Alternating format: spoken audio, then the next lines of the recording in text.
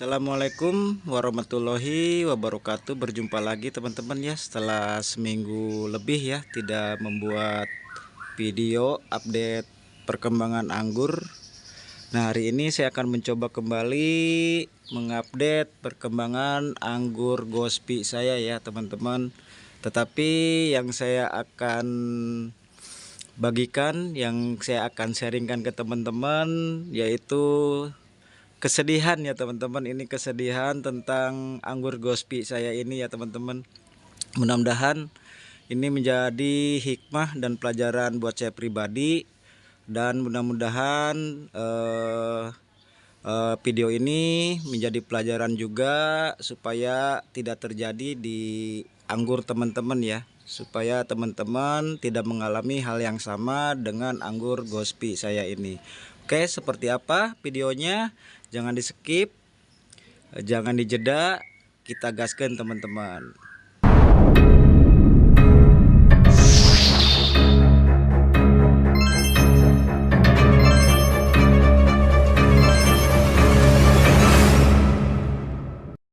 Baik teman-teman, ini anggur Gospi saya ini saya pruning pembuahan tanggal 13 bulan Mei ya.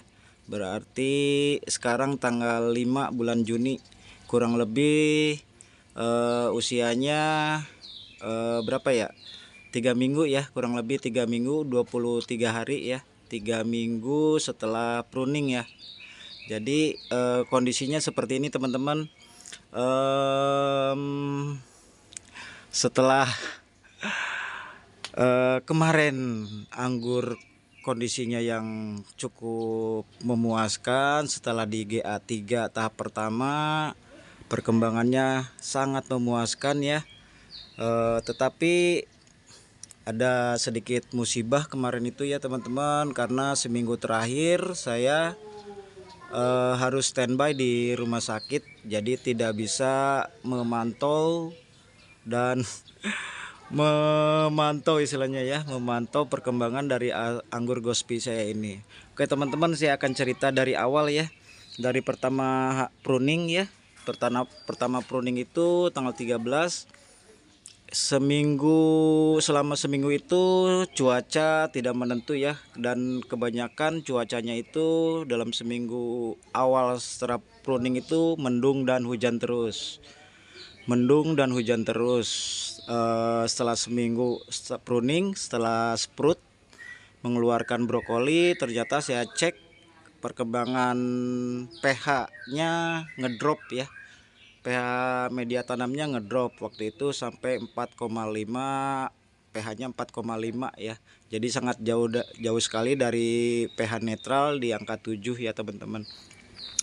Yang pertama itu di minggu pertama setelah pruning itu pH ngedrop. Setelah saya coba atasi dengan menaburkan dolomit, terus menyiramkan asam humat, alhamdulillah 3 hari kemudian pH-nya normal lagi ya, pH-nya normal. Dan perkembangan waktu itu yang daunnya kering, bagian area-area sampingnya alhamdulillah udah subur lagi ya teman-teman, tuh seperti ini. Cuman di minggu kedua ya, minggu kedua itu masih cuacanya itu tidak menentu, panas terik tapi mendadak hujan angin seperti itu teman-teman. Jadi untuk penyiraman waktu itu agak-agak susah juga ya untuk penyiraman. Kadang kita terus terang siram 3 hari sekali menyesuaikan dengan cuaca. Jadi tidak menentu penyiraman. Di saat penyiraman itu kita tidak menentu di minggu kedua ya teman-teman, kondisional waktu itu. Dan di minggu ketiga teman-teman, nah ini musibah yang saya alami teman-teman. Jadi di minggu ketiga itu saya 6 hari harus standby di rumah sakit. Jadi sama sekali ini tidak saya siram teman-teman. Jadi selama 6 hari itu tidak sempat saya siram karena saya harus di standby di rumah sakit. Dan apa ya yang terjadi dengan anggur bunga-bunga brokoli anggurnya seperti ini teman-teman. Jadi sebagian masih dalam kondisi bagus ya, perkembangannya alhamdulillah ini bagus, tidak ada yang gosong. Cuman ini teman-teman yang kita banggakan yang ini tuh, kelihatan ya teman-teman ya. Jadi mungkin karena di 6 hari terakhir tidak dilakukan penyiraman, dengan cuaca yang seminggu terakhir ini sangat panas-panas sekali, jadi rontok dan kekeringan teman-teman ya. Untuk dompolan yang ini ya, rontok dan kekeringan tuh teman-teman mungkin bisa lihat ya. Duh, ini padahal dompolan yang terbesar ya teman-teman di tersier yang ini ya, satu tersier. Padahal kalau perkembangan daunnya sangat vigor sekali, cuman ini kering ya dan rontok. Jadi ada 2 dompol, 1 2 yang rontok kekeringan ya. Aduh, agak ngeblur ya teman-teman. Tuh ya, perkembangannya seperti ini.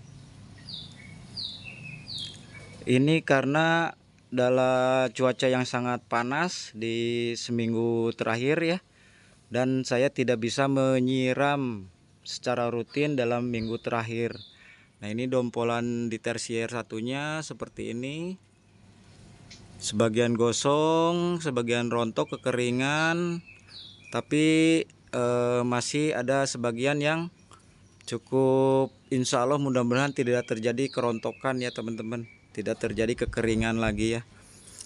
Dan yang ini sedang berkembang, sedang mekar, mudah-mudahan tidak terjadi kekeringan lagi ya. Setelah kemarin sepulang dari rumah sakit saya langsung siram, tetapi mau tidak mau yang sudah terjadi terjadilah teman-teman, karena prioritas kesehatan ya.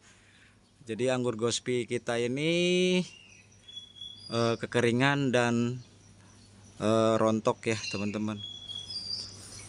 Itu aja sih teman-teman. Jadi ya pelajaran yang bisa saya ambil ya, yang pertama masalah media tanam. Di minggu pertama setelah pruning itu kita harus mengecek media tanamnya teman-teman.